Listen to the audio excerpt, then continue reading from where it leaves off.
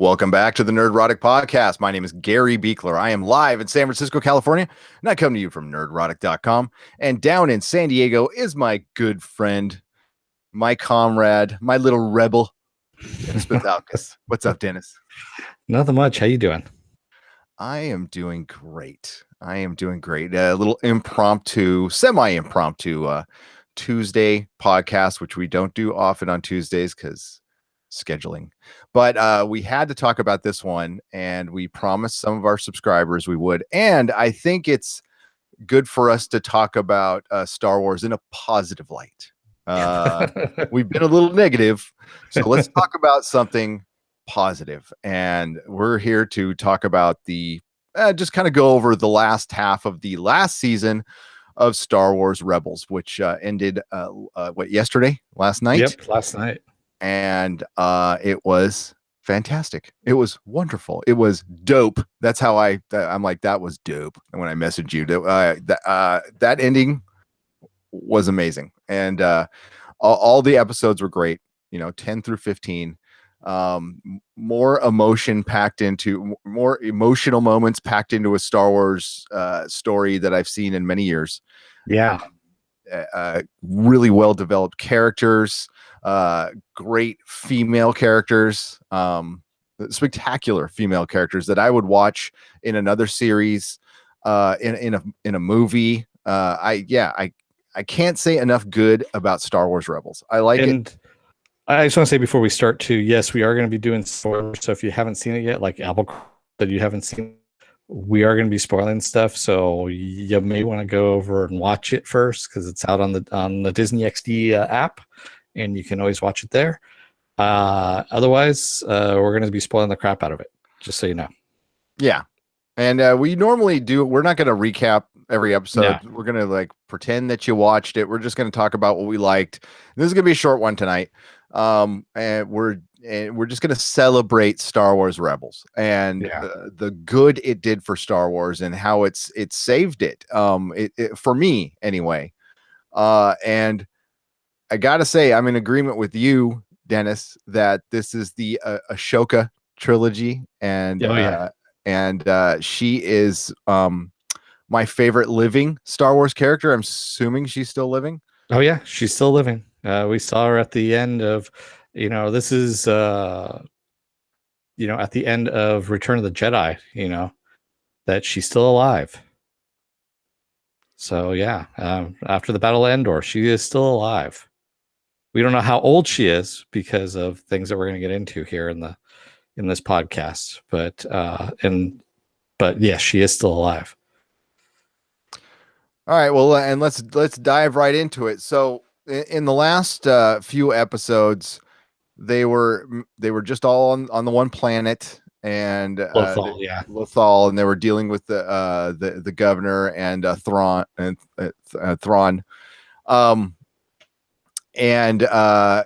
Kanan dies in the first episode back, and that was quick. I knew he was going to die. They really telegraphed it pretty well. I thought they would do it like the next episode, but then I didn't see the title of the episode, so it was Jedi Knight, and I'm like, oh, he's dead. And he died, and it was so freaking sad. Yep. I felt more for him than I'm trying to think of maybe back to Obi-Wan when Qui-Gon died, even though I'm not, Phantom Menace is not the greatest movie in the world, but when Qui-Gon died, that was rough.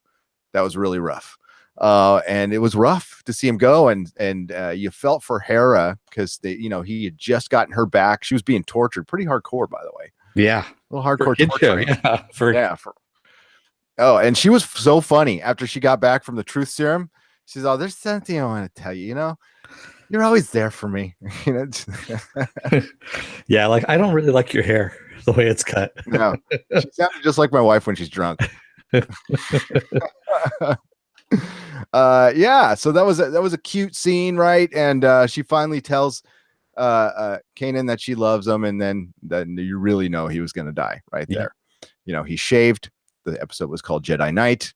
And she said she loved him. So it's all right. You're going to kill him. Fine. It's cruel. Dave Filoni, you son of a bitch.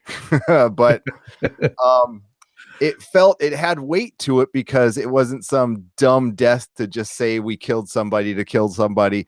It wasn't wasted. It was not wasted. No, it definitely was not a wasted death, and it wasn't in vain. That was the other thing too. It had a purpose to it. And his purpose was to save his friends, and not only save his friends, but to strike a big, huge blow against the Empire on Lothal. Yeah, took out all their fuel. All their fuel. Yeah, and, there was no supply line to refill it, right? Because that's where they were manufacturing the fuel, right? So exactly. That was, yeah. And it took out not only that, the interceptors, the TIE interceptors.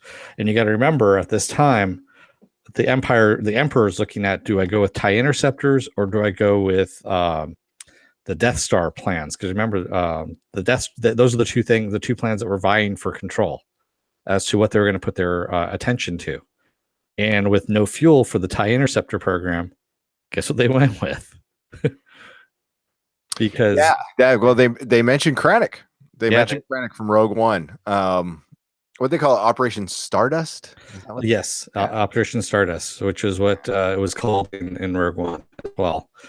And that was the whole thing, is if the TIE interceptors were actually being manufactured on Lothal, they would have just become on an Empire stronghold at that point. And Lothal would have been locked down tight completely as a drum, and there was no way anyone was getting off that planet.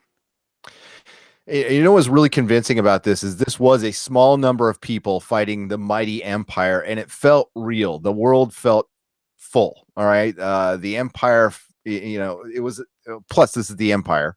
Mm-hmm. So we know about the Empire and we know how big they are. It fits so well. It was really tight storytelling done so well.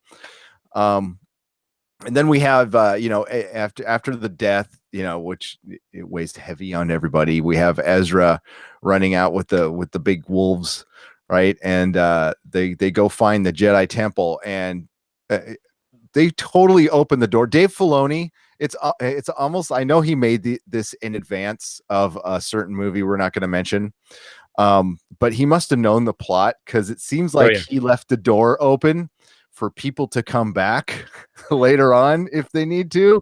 Well, not only that, I think he might have even set up a bad guy in the current realm of movies. Oh yeah. Because and we'll get to that when the Jedi Temple collapses, basically, is what we're going to say. So, but yeah, this whole The World Between Worlds episode, where you find out that the Jedi Temple is this Jedi Temple is not what it seems. It's actually a place in between time. And this might actually be what, remember Darth Sidious was talking about, Darth Plagueis? Yep. And how he found a way of stopping death, of bringing people back from death. Do you think he might have found this area? Yeah. And maybe Filoni was like hanging out and waiting, like maybe they're going to deal with this in the movies, and then he read the script for that certain movie we're not going to mention, and went, oh, now I can do it, because this is canon, right? This is official new Star Wars canon, and this is canon I'm completely down with, by the way. I love the fact that they didn't feel the need to make this big galactic sprawling thing where it's basically just another Han, Luke, and Leia fighting the entire Empire. Yes, they dealt with the Emperor and they saw Vader for a little bit, but no, they just kept it on this one planet. They kept, so they made it a small story, but it was still epic. So you don't have to go full on galactic in Star Wars. You can tell these smaller stories. Yeah. And that's what really worked for me a lot. That, and then also just introducing these new ideas that fit into the canon, kind of effortlessly. There we go. I can't even say it anymore. God, too much beer. Without any effort. There we go. There you go. Take another drink, my friend. Yeah. No, it's my complaint is these episodes are too short, but it's great when you I watched them all in a row. So that's why they're fresh in my head, and they played really well. So yeah, Ezra, there's a lot of, there's the wolves and they're guiding him through the fields, and he gets, and we're going to be we're not going to go through every episode. We're going to hit the big points here. And the big point was the Jedi Temple. All right. And these are the beginnings of the Jedi Order and the Sith Order. If you take a look at that painting, it was a father, a daughter, and a son. And you could totally tell that the daughter was the light side of the Force. The son was the dark side or the Sith side of the Force, just by the way they were painted. And the father was the Bendu, or the middle of the Force, if you will, the gray area. Yeah, I think it's a legend that was told. I mean, I don't play the video games. Okay, so I've just seen this in YouTube videos where there's that tree, that Force tree or whatever, and they tell the story of the brother and the sister and how one goes dark and one is light. And I guess, and the sister has the owl, okay, which totally makes us think of Ashoka. And yeah, that whole thing, man, that was my favorite. I mean, the last episode was great, but my favorite episode was the Jedi Temple one, where Ezra's, he's kind of lost and he's running around, and he gets drawn to, he follows the owl. He's able to open the temple. That Sabine and Ezra go down to try to open the temple because the Empire's there just digging through, and they can't.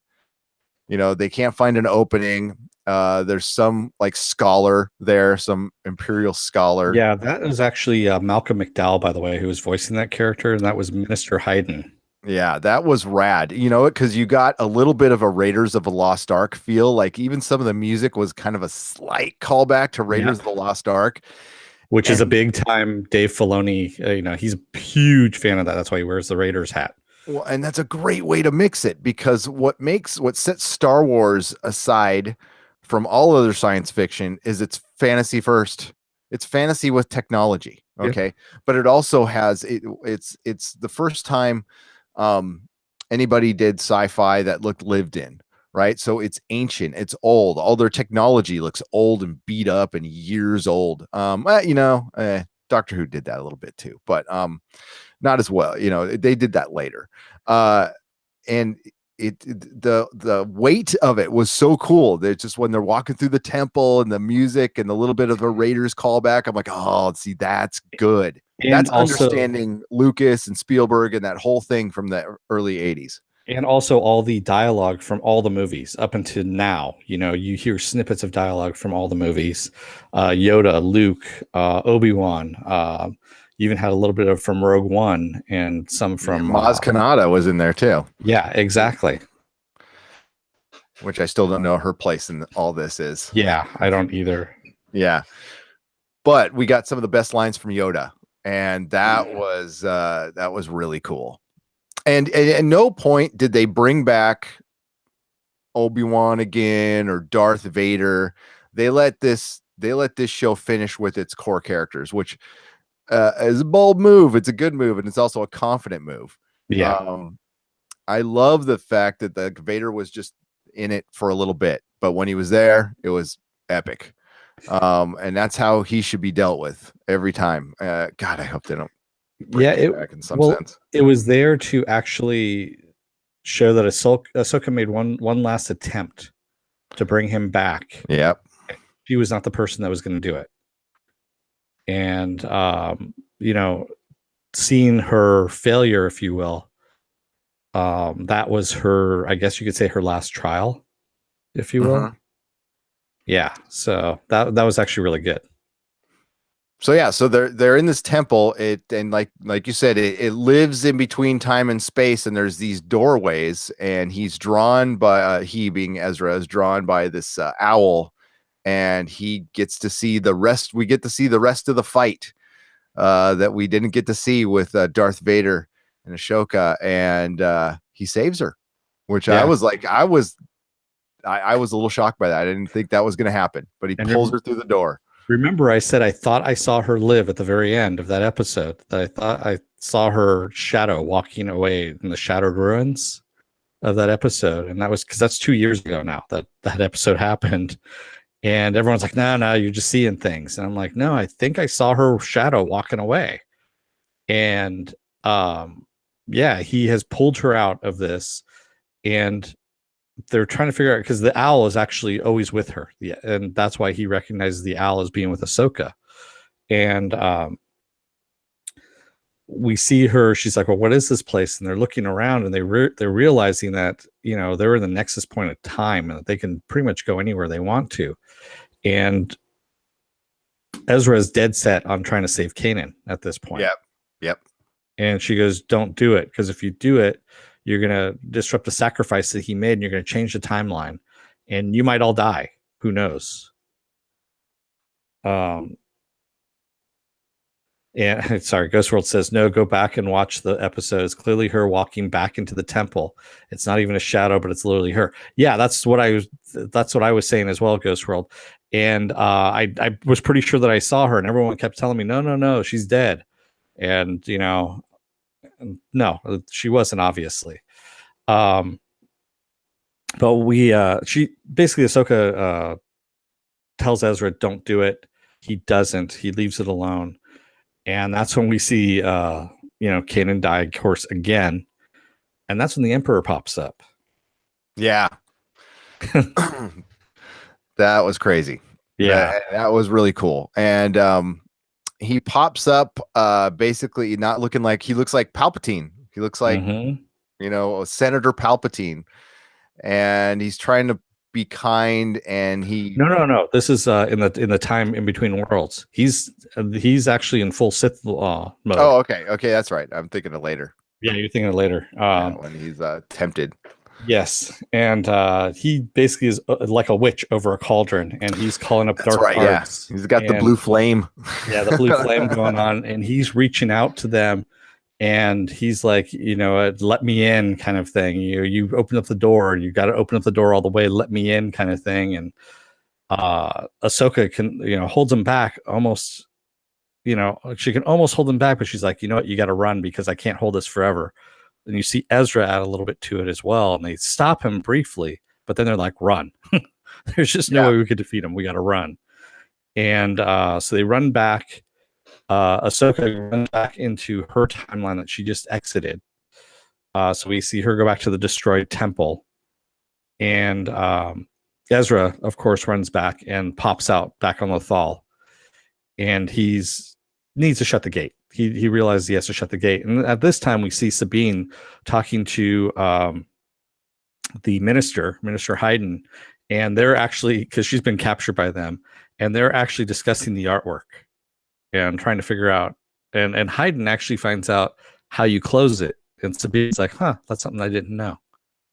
And which gives her the key to tell Ezra how to close the door after she escapes from them, with the help, of course, of Zeb and Hera. Yeah, it was a cool scene. Yeah. And Ashoka's gone, and we don't know where. He just says, find me later. And she's out of the picture. We know we're going to see her later at some point. I don't know what. And he's able to get back, and they destroy the temple. They bring it down, and it's like really gone. Like it's just a flat field, and just a little seal in the ground. Well, yeah, the thing that I caught too, I don't know if you did, but when the temple is going down, when it's closing, and you see it kind of like twirling and dropping to the ground, and there's this yellow light being emitted, and Minister Hayden says, no, what are you doing? All that knowledge. And he goes walking towards it, and he screams and falls into the pit. Yep. I saw that. So what do you think might have happened to him? Do you think he might have become somebody? Oh, wow. Okay. Mm-hmm. He could be Snoke. That's interesting. Yeah. But he was already old. And isn't I guess he looked humanoid. The whole thing was Snoke is humanoid, but he's not a human. Okay, he's humanoid. Mm-hmm. Yeah, I guess so. I don't know. What do you guys think in the chat? I guess it could be. That could be where he got all his knowledge, where he, learned how to use the Force, how to wield the Force, if you will. And that's what would make him so strong. I'd be okay with that. That would make sense to me. Oh my God, that would really make Rebels count too. They being Kathleen Kennedy has always said that like Rebels, the canon counts and everything, but it's never gonna. The most you're gonna see is a spaceship flying through in a or or a droid. We're not gonna see like actual characters. I hope they change that. I really do. Yeah, me too. Because two of my favorite Star Wars characters now, like I said, was Ashoka and Hera. I would love to see something with either of them. Sabine as well, man. I mean, Sabine is actually a badass. I want to see more of the Mandalorians and her family because that was actually interesting. That whole setup of her family being the last like honorable Mandalorians left on Mandalore. Yep, that was actually really cool. Yeah. They've got a lot of movies to make and they're not done. So hopefully we'll get and Filoni. Yeah, you said Filoni has come out and said he doesn't want to do. I'm sure people are screaming for this dude to take over. Yeah, they are. And I mean, he has another animated series that he's working on. We don't know what it is as of yet. He's been very coy as to if the next episode is going to take place, where we left off with this series. Or where we're going with the next series. What's it called against? Against? Yeah, I can't talk it. Again, is it what, Resistance or Resistance? Yeah, Resistance. I wish they would have picked a better name than that. Oh, that's what they're calling it now. Who knows? It might actually change when it comes out. I hope so. That's a little meh. But it's going to take place during probably the trilogy we're in now. That would be my guess. And it could take place after the trilogy it could be outside of the galaxy too. So and we'll get that. Okay. So so they need to they want to get rid of that giant dome, right? So the Empire's the Imperial Dome, yeah. Yeah, the Imperial Dome, which is like the mini little Death Star on Lothal. And they hatch a plan to get everybody in there. So there's no collateral damage, and they're actually not out to kill all the stormtroopers. But at this point, I'm not sure why. I would just kill them all. I did like the one little scene between Rex and Sabine where, oh my God, what's Thrawn's little the bounty hunter Rook? Yeah, Rook. When they're like, no, we got to kill that dude. Yeah, that was like, yeah. And they're like, oh, it's only because it's strategic. It's like, sure, okay, yeah, whatever you want to tell yourself, we're gonna kill that dude. And yeah, so I mean, it's pretty good build up. We find out that the Force is kind of working its way through these wolves, and that's how he found the temple. Yeah, the Loth wolves. It's Kanan, or he, at least Ezra thinks it's Kanan. Kanan, also known as Doom. Doom is his real name. Yeah. And that's the wolf keeps calling itself Doom. So that's why he knows it's Kanan kind of working through the Loth. And that one can actually talk. He's the other one that can talk. The other wolves do not, which is kind of interesting. And they go on this basically this kind of weird mission to take down it. And they even all say, they go, is this thing actually going to work? Because the way you have this stuff set up, I don't know if this is going to work. And he goes, no, trust me, it'll work. And it's a really wacky plan. In the meantime, we see Ryder Azadi, who's with them. He's basically working on the resistance of Lothal all this time. He contacts the governor and basically says, you know what, I've had enough. They're going to lose, and I'm going to give them up to you. Which is very surprising at this point. Yeah. And the governor's like, okay, cool. Give me the coordinates. And, once we get them, you'll be exonerated of everything. And she's all, that's even cowardly for you. Yeah. Exactly. And so basically we have, the Imperials coming into where this big ore ship is. And just starts blasting the hell out of everybody. And they're holding their own for a little while there, but we notice that Rook comes in as well, and Ryder has Rook in his sights, and then they recognize each other, and he stops and lets Rook go by. And we're like, oh shit, he really is on this at this point, you know? Yeah. And that's when you know, the Empire wins here and actually takes everyone prisoner. And then something else happens there. Ezra says, "Oh, yeah, you've fallen into our trap. Yeah. We you know, we're glad you came by. We needed you out of the open there so we could actually get you." And she goes, "Well, what do you mean? You know, because I've got the upper hand here." And that's when the ghost finally burns through. And let me say that whole scene of the ghost going through the blockade, dude, was fucking funny. Yeah. With Hondo. Hondo was one of the best characters in a while. He filled that Londo quotient, but even more so, like to an nth degree. Yep. No, Yeah. even though his name rhymes, but yeah, that whole part was cool. And you know, it all led, and Thrawn comes back. You know, and and there's a bunch of fighting. You know, pew pew pew, and yeah, There's and a lot then of death too. I mean, there's a lot of like pretty horrible deaths too, you know, in this. oh yeah, well, I mean, even back to Kanan, like tossing a stormtrooper out the window. You know, after that was awesome. When he freed Hera, but yeah, the Rook gets killed pretty horribly. He gets electrocuted and he gets fried in some you know, equipment. And Ron, I mean, this whole thing. I mean, when the Lothwolves come in to I help, know, right? and just start chomping down on stormtroopers. I mean, they're like taking heads off and they're throwing stormtroopers over the cliff. And I mean, just going to town on these troopers. And it was actually kind of badass, but at the same time, just like, I think I even wrote it down. I go, the wolves come and savage the governor's troops and bounty hunter and capture Governor Price.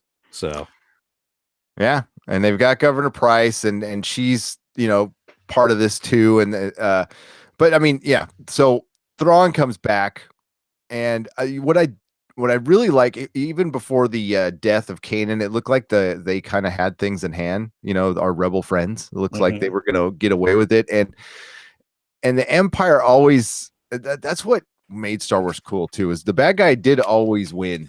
It wasn't, you know, yeah, the stormtroopers were horrible shots, okay, but and ruthless. They'd lose a Death Star or two, but they'd just come back with more equipment. They had the numbers, okay. Yeah. And yeah, so Thrawn coming back, and he, you know, Thrawn can take on even though Ezra's a young Jedi, he's a Jedi. And Thrawn doesn't even understand the Force. He's like, it's kind of lost to me, but you know what? I'm a badass in every other way.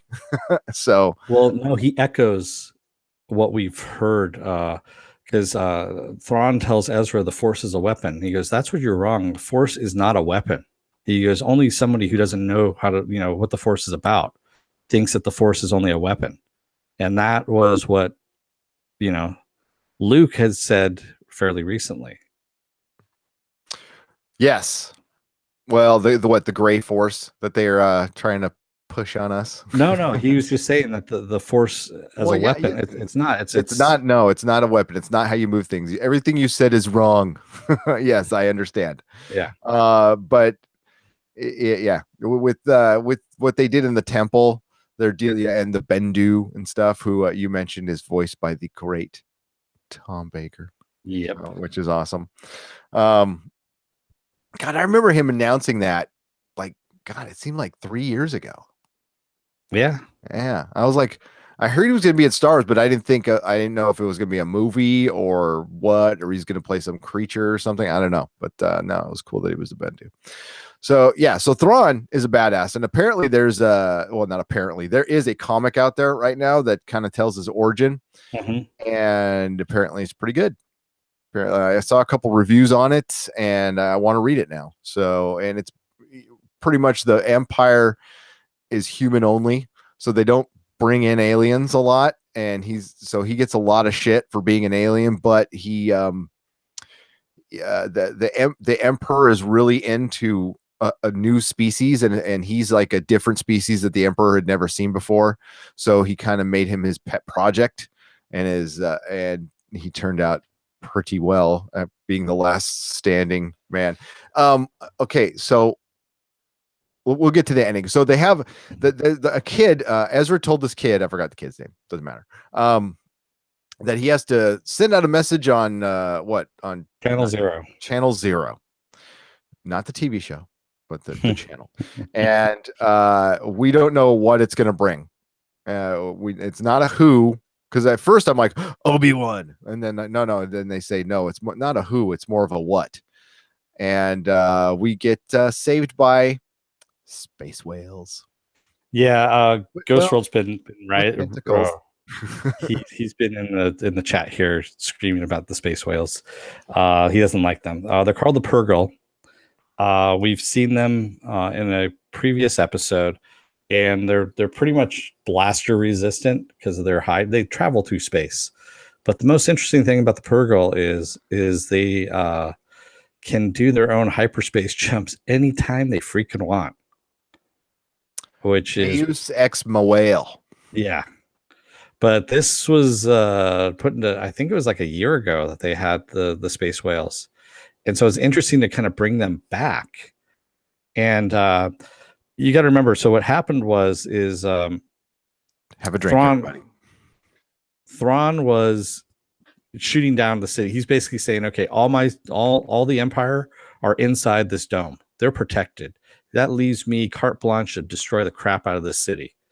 And he does. And he starts shooting things, but they get the shield up. They get the shield up for the planetary defenses up in time, and stop that from happening. And remember, we're condensing a lot of this stuff here. We are, so. and we also fall into the basic Star Wars ending of a shield needs to get up or down, yeah.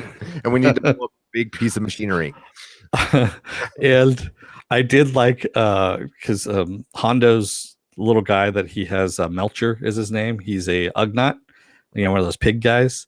At one point, Zeb throws the Ugnaught up onto the top of the window there, and I love Hondo goes, he can fly. I know.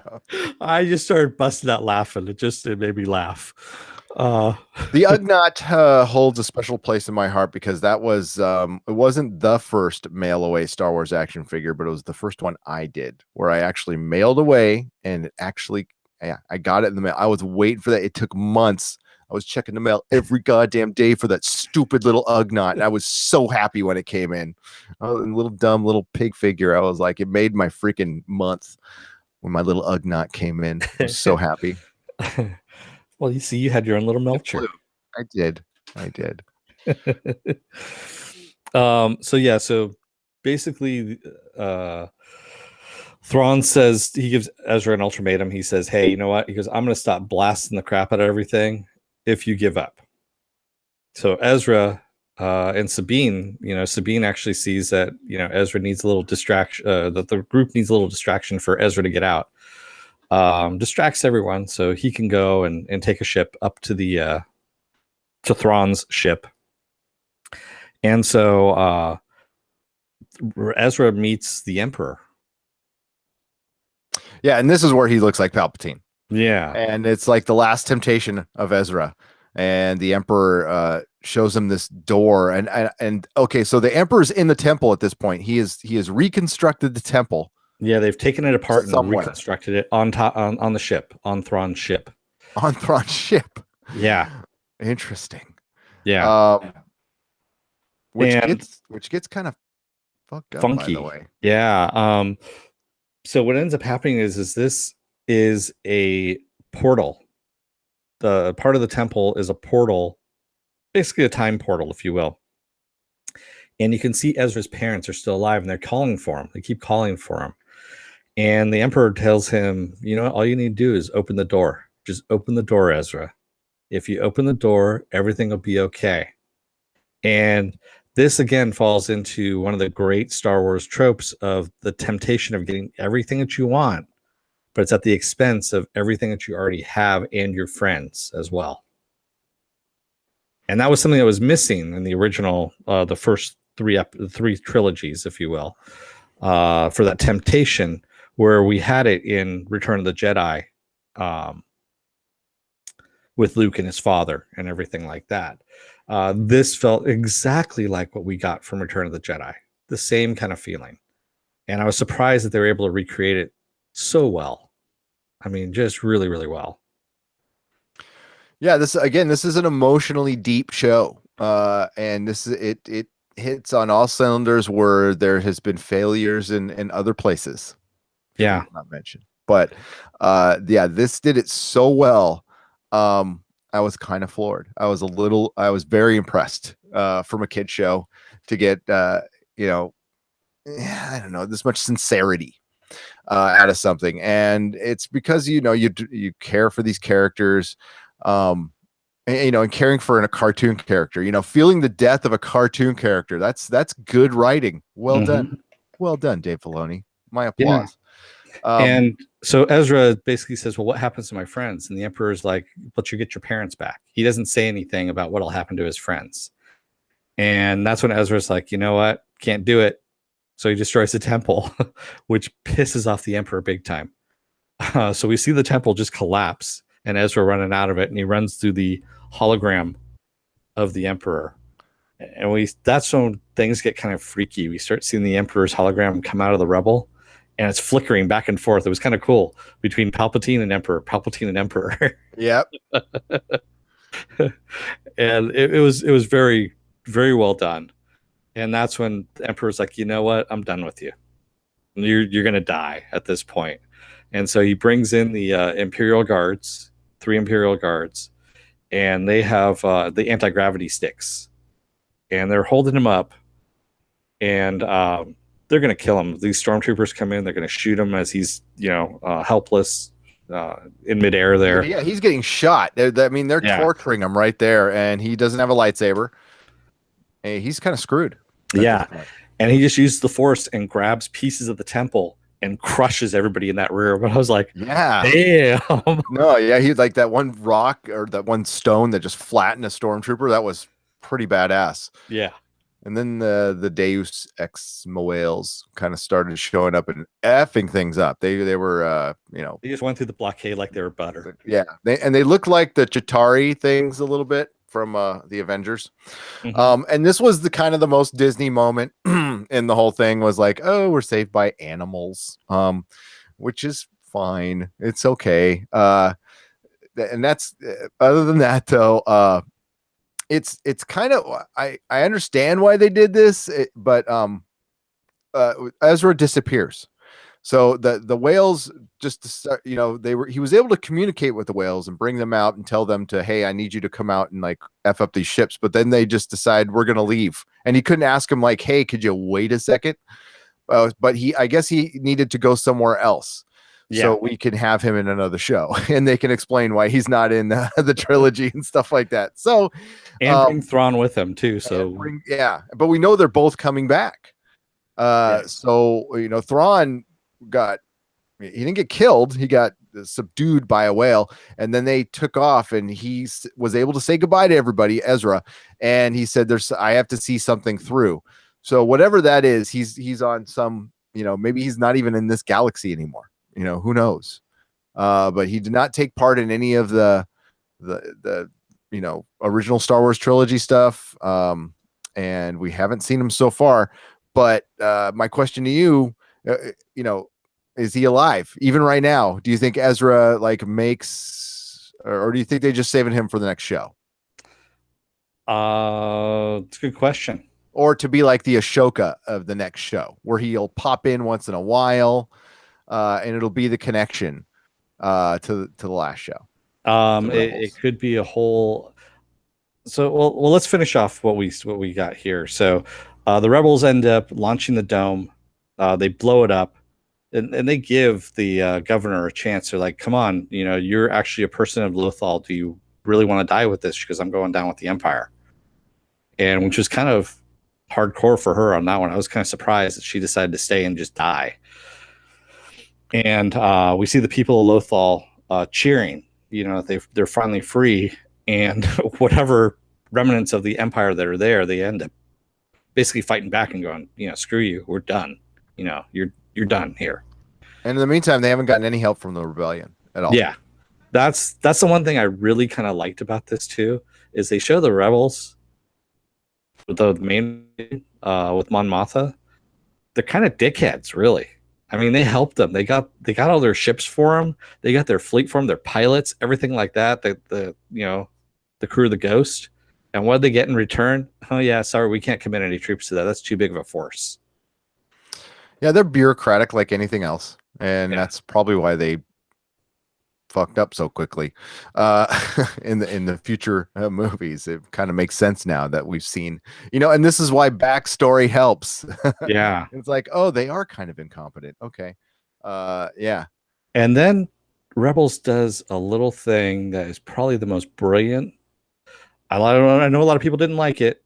I really thought it was actually brilliant. You liked it as well.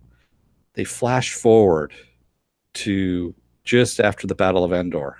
Mm-hmm. And we have Sabine looking a little older. Her hair's cut shorter. And she's standing still on Lothal in their little tower there. And we've seen the city of Lothal, the capital city, has been rebuilt. The skies look blue again. And they say that the Empire never came back to Lothal because, of course, they were fighting the bigger war out there with the Death Star and all that stuff, and against the rebellion. And that they won.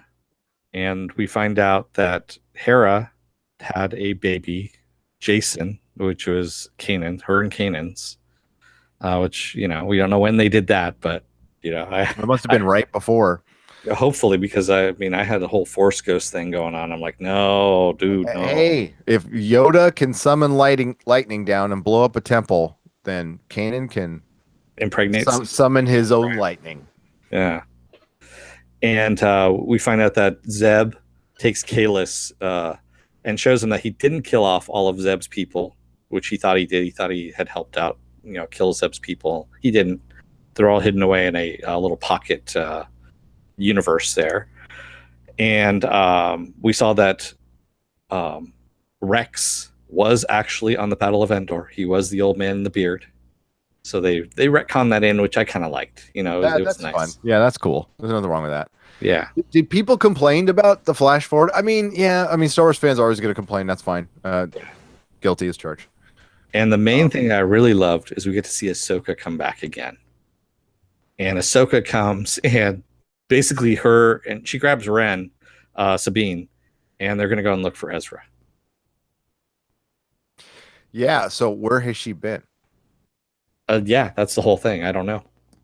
I want to know. I'm glad she's alive. I'm sure she fought in. She probably did. And it's totally plausible that they all fought in that war and never saw Luke. Okay, because it was a big freaking war with other planets involved and stuff, and we only saw like a little slice of it. We just saw the main characters and the main events, so that I could buy that. But you'd think Ahsoka would try to contact Luke at some point, so maybe there was some meeting with them. They really did not discuss Luke or Skywalker's at all at the end. No. That was not lost on me. I think they really want to move on from that, and at this point, I agree with them. They need to move on from that. Although I was not sick of the Skywalker story myself, but it didn't fit with this, I think. I mean, no. I mean, you're right. And as Ghost World, everyone's been calling her this Gandalf Ahsoka because she shows up with the white robe and the staff. Ahsoka the White. Ahsoka the White, yes. And I have no problem with that, to tell you the truth, because honestly, she's a badass. So, and yes. So, Ghost World had a problem with Sabine as well, calling her a Mary Sue, which I don't agree with.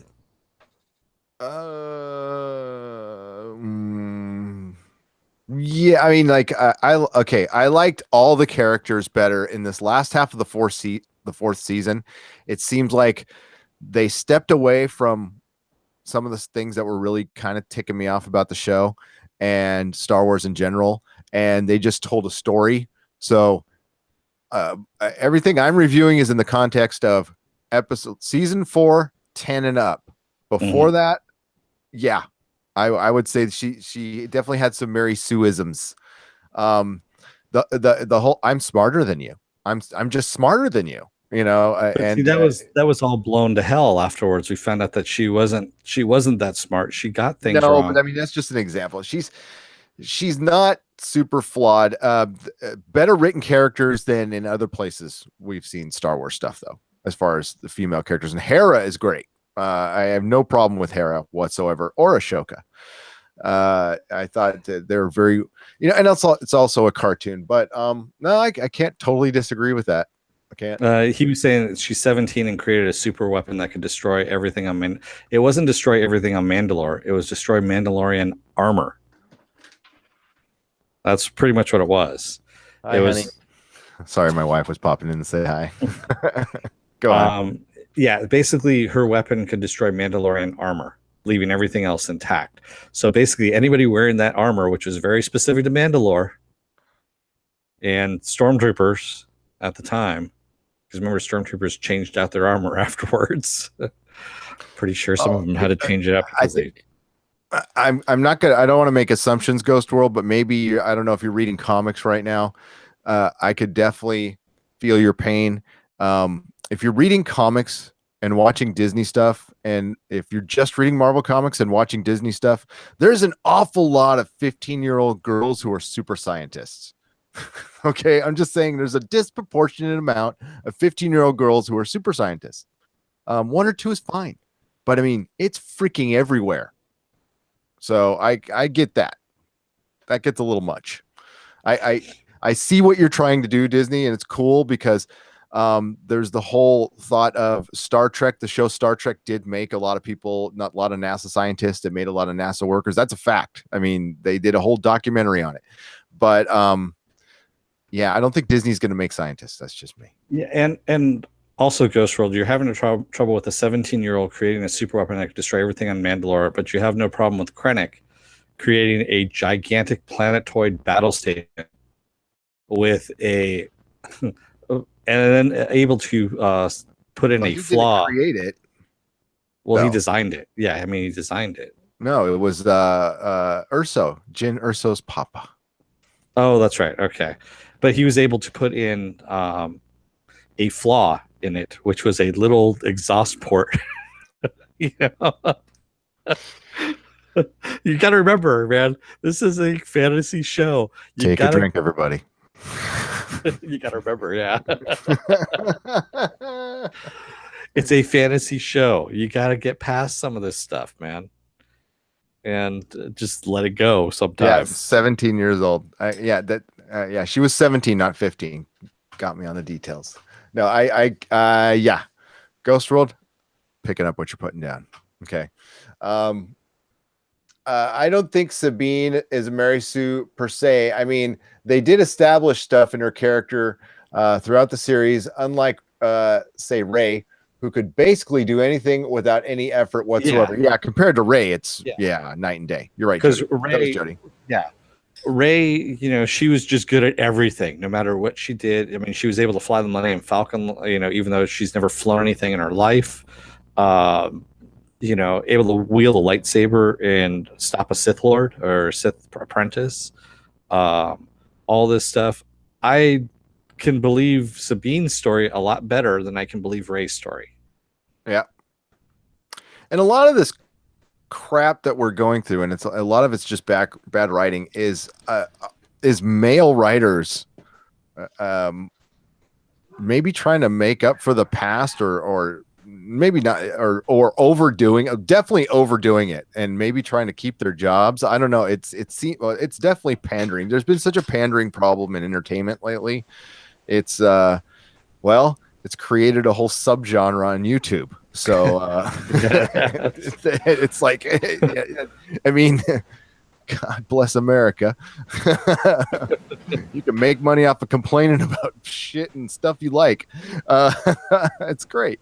But no, I get what you guys are saying.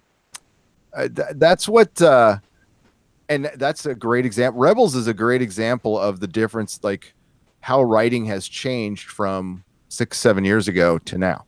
Mm-hmm. And I think the Clone Wars had I don't know. To me, they were kind of the same. The Clone Wars had a rough beginning and ended really well. Star Wars Rebels, a little bit of a rough beginning, ended very well. But I see Star Wars Rebels as a total kid show. So when I saw flying whales coming, I was not surprised. I was like, oh, of course, flying whales. What the hell? But I loved Hera and Kanan's relationship. They were like the mom and dad. Yeah. And it was nice to see somebody who was represented as the father in something Disney that wasn't a freaking Homer Simpson, and was a good dude, a flawed dude like everybody, but a good dude. Freddie Prinze Jr., right? Is he voiced by Freddie Prinze Jr.? Hey, was Ian McDermott?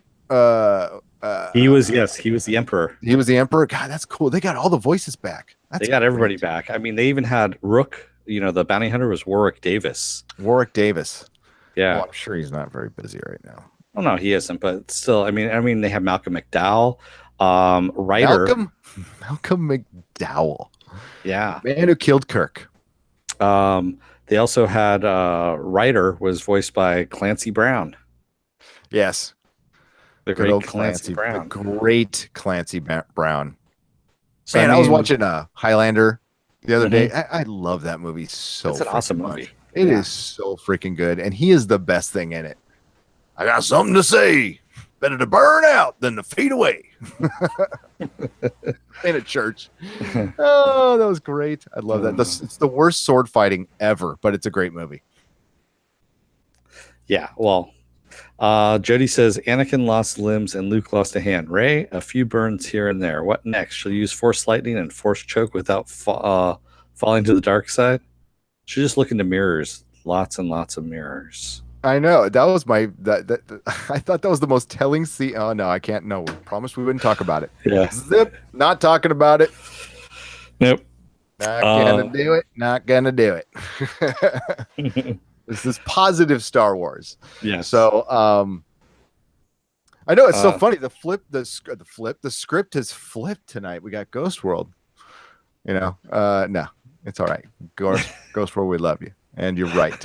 I went back a little bit. Ghost World says Sabine, the little hot topic teenager that somehow is a bounty hunter and master hacker and warrior and adept at everything. She's like 17, but she's also a Mandalorian, and that's what they do is they teach their kids early on how to be badasses because they're supposed to be badasses by the time they're in their teens. They have to go through the trials. No. I'm gonna dial that back. I mean, make her good at one thing. Like, okay, for one, a hacker. No, she wasn't really a hacker. Star Wars, please. And she's a great graffiti. She's a top-selling artist. Don't forget that. She's a graffiti artist that Thrawn collected. See, now that I'm thinking about this, don't fucking Mary Sue. Come on, dude. I'm the best artist in the galaxy. I made a super weapon.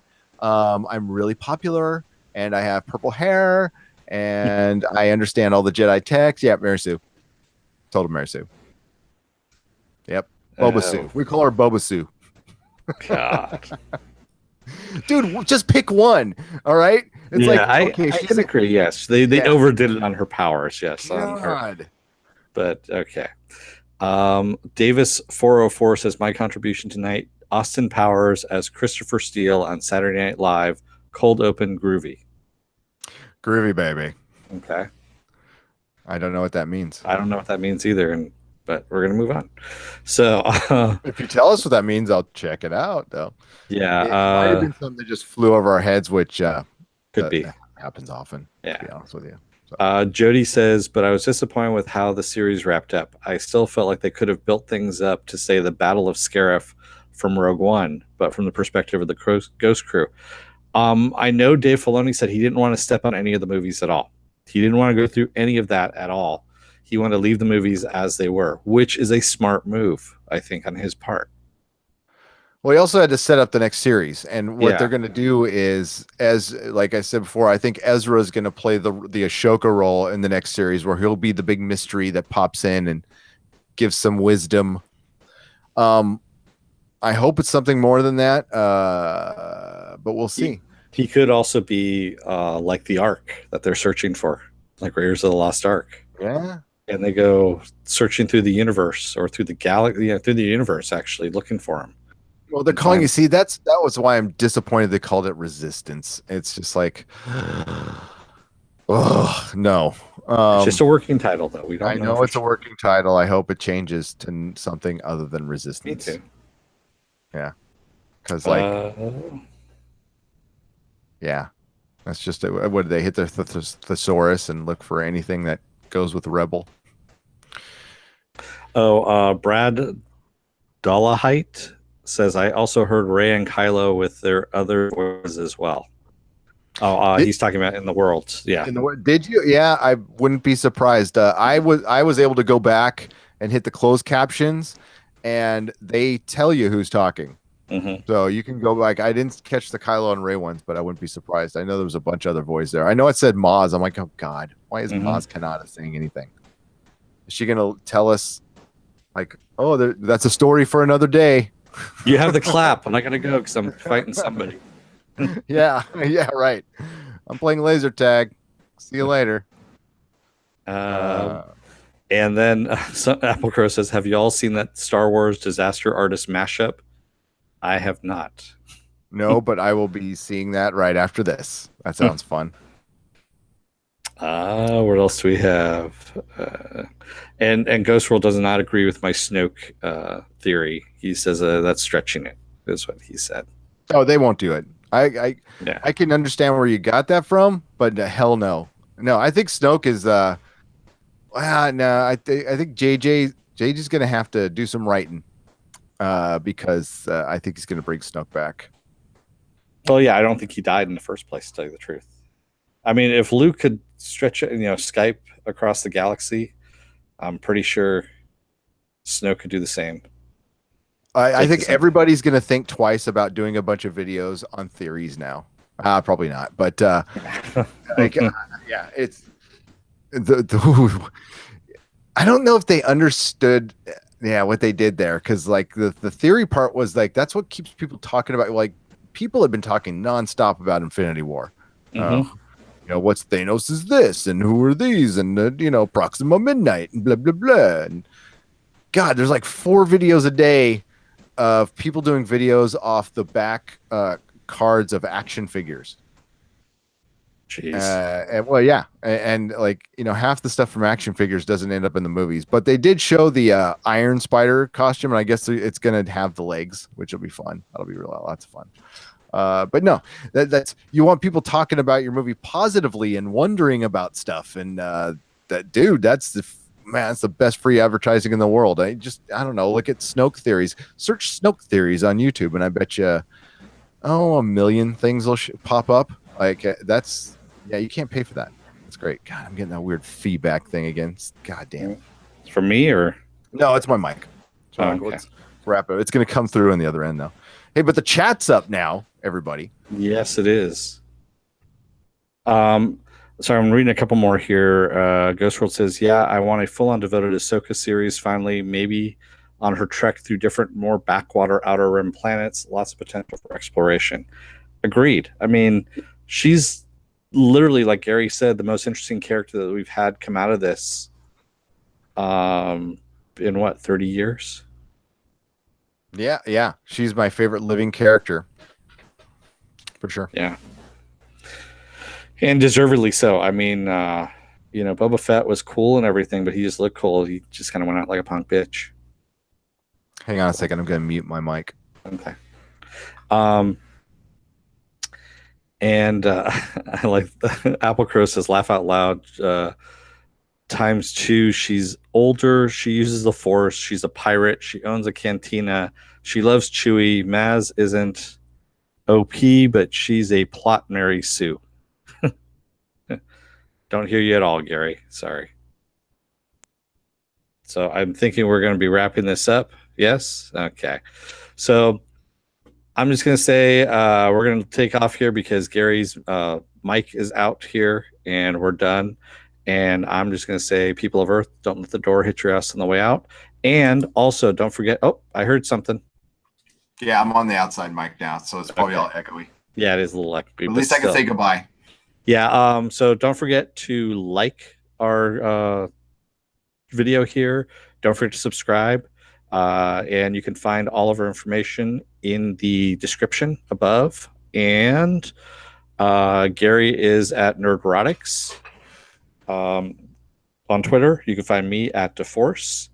And you can see all of our stuff, our news on Facebook, which we'll have that in the description as well.